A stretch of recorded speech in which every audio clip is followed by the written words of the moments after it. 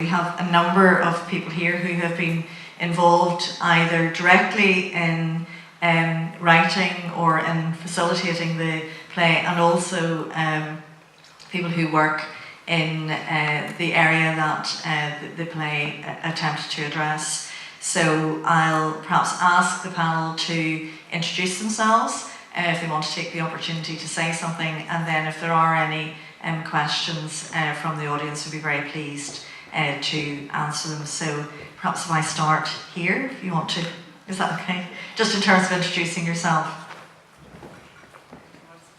Yes, yeah, please do.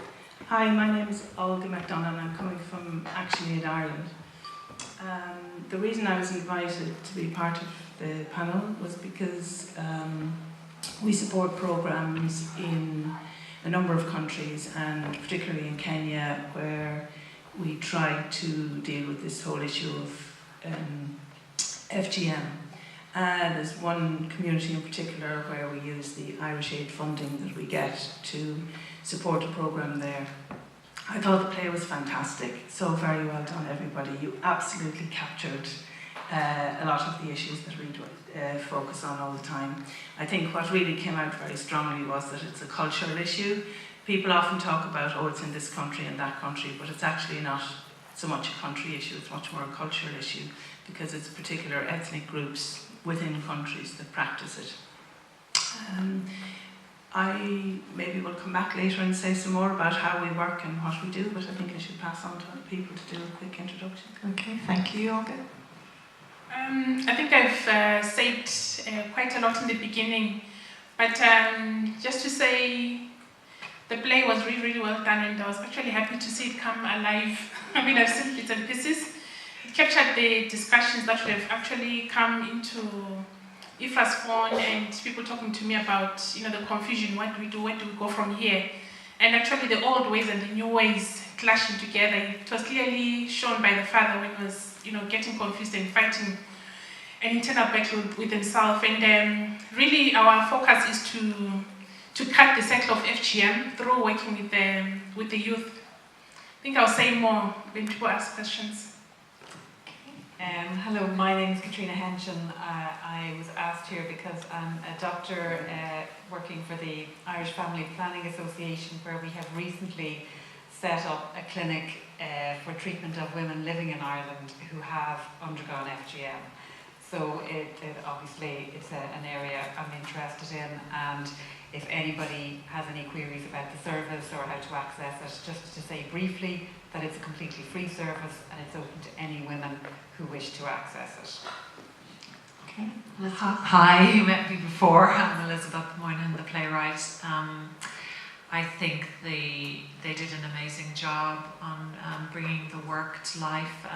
They've worked really, really hard. I mean, I know it looks like just a half-hour piece here, but you have no idea the amount of work that Aoibhinn, Yvonne, I'm going to miss a few people now, the entire cast, the assistant director Alan, what they went through on a daily basis to try and bring this this piece alive has been phenomenal. I think the pertinent thing that came across from me in the play and in writing the play is that although this is a cultural issue within Irish society or Ireland as a country, it is affecting Irish citizens. Layla and other girls like her are Irish girls. And as Irish girls, we as a country have a responsibility to protect our citizens. And we haven't had a very good track record. We've perpetrated terrible crimes against children in this country. And now with our newly adopted countrymates, we don't want for that to continue. We want to protect them, having learned from our past as a nation. I'll leave it at that. Thank you. Thank you.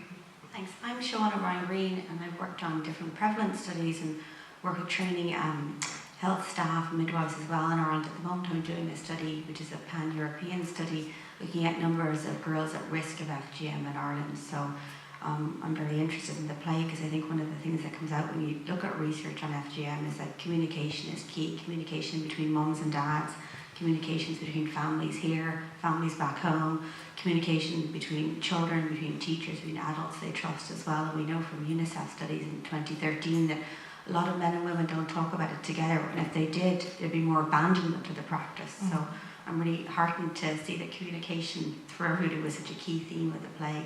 And I suppose we don't have the figures yet for the study I'm working on in Ireland, but I can tell you our near neighbours in Britain, the estimates start at 40,000 girls at risk of FGM, and we're thinking it's probably around 76,000 at the moment.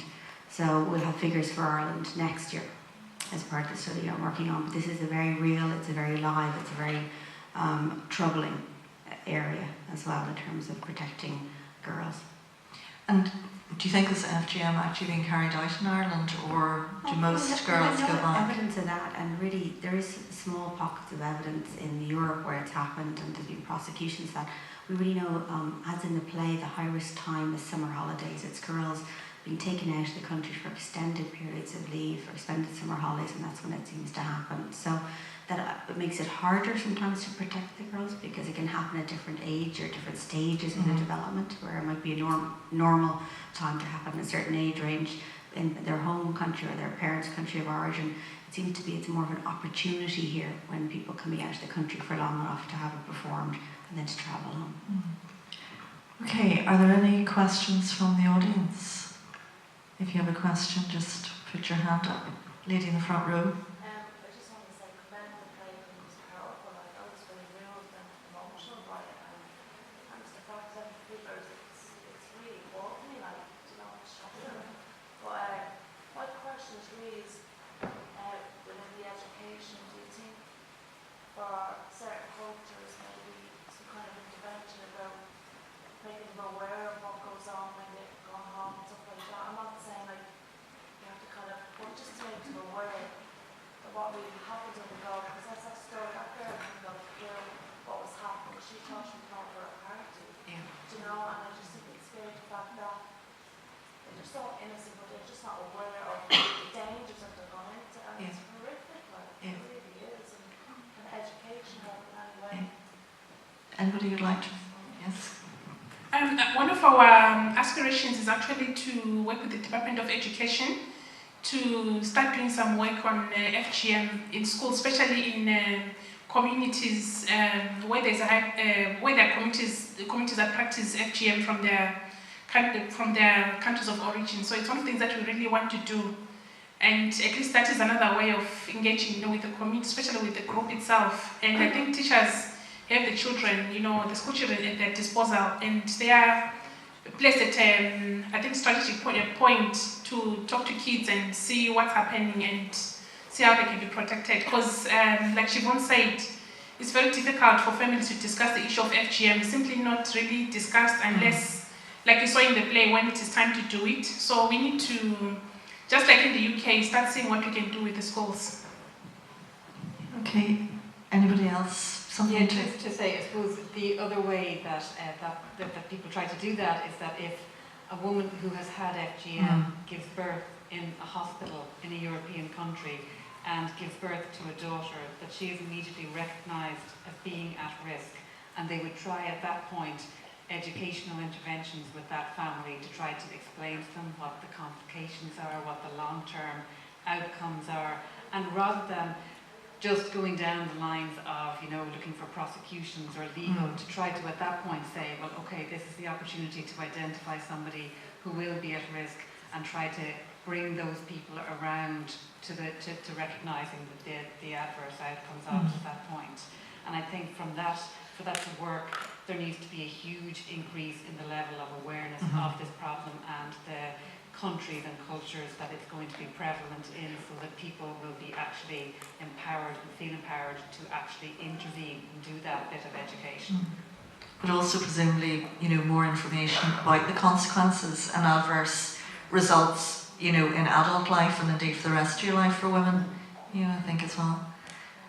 Anyone else who wants to we can learn a lot from our neighbours as well too, because our colleagues in Heathrow Airport in the UK do specific campaigns during the summer about girls who might be at risk, and interventions, or who you can phone for help, or helplines as well too. And I recently learned that Norway, in its embassies throughout countries where FGM is practiced, they have a person who is actually assigned for citizens at risk of forced marriage, of trafficking, of FGM, and they're specially trained then to deal with any girls that might be at risk. So there's good models out there, as well as how we can protect girls more. So the more we kind of share, the more we learn, the more we talk about it, the more we can actually enhance that protection, I think, as well.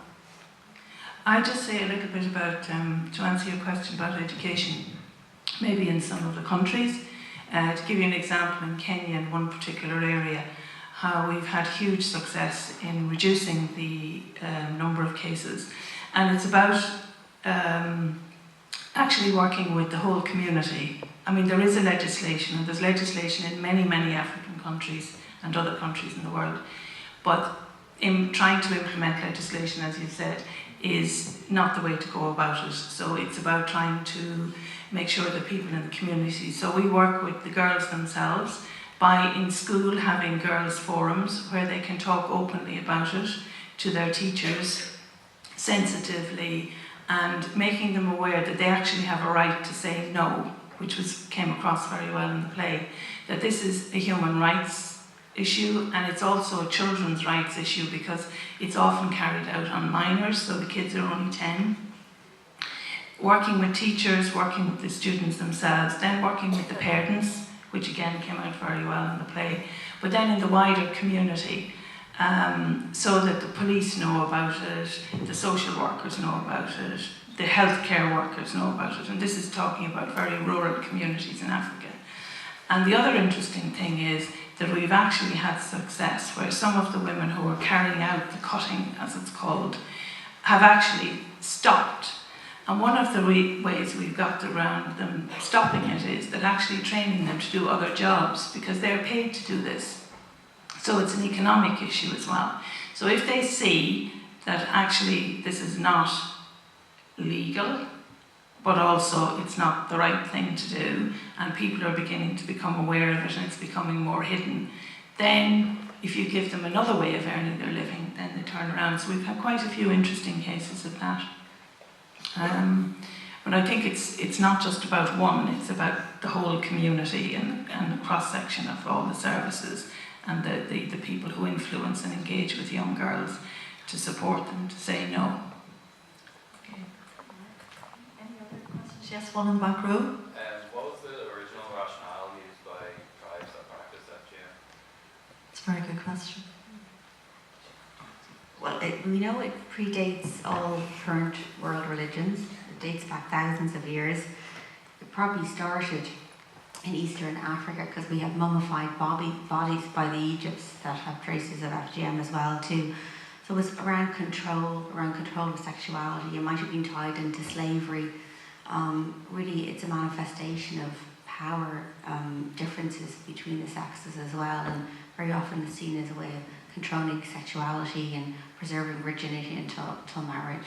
So, but there could be slightly different rationales in different places it's practiced. But we don't. It's so old, the practice. We don't know it predates the Bible, it predates the Quran, it predates Hebrew scriptures as well. So we know it's been around for a very, very long time.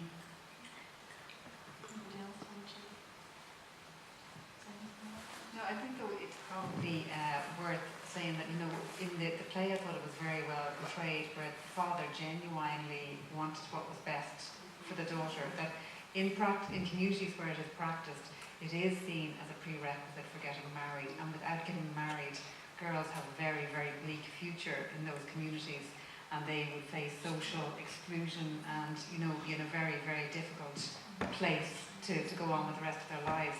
So there are quite often cases where parents may have reservations, but really may feel that this is the best thing for their child. And that's why I think education is so much more the way to go, because the adverse outcomes that FGM causes, which would be hugely related to having babies, having problems having babies, high cesarean section rates, high problems during deliveries. Because those are so common in those areas, people don't actually necessarily make the connection between the two things. Whereas if you actually bring those things to the parents' attention, if you can actually explain to them this is being caused by this and this is what's going to happen if you continue with this practice, they're much, much more likely to change the practice than if you just come heavy-handed saying you must stop doing this, this is against the law now.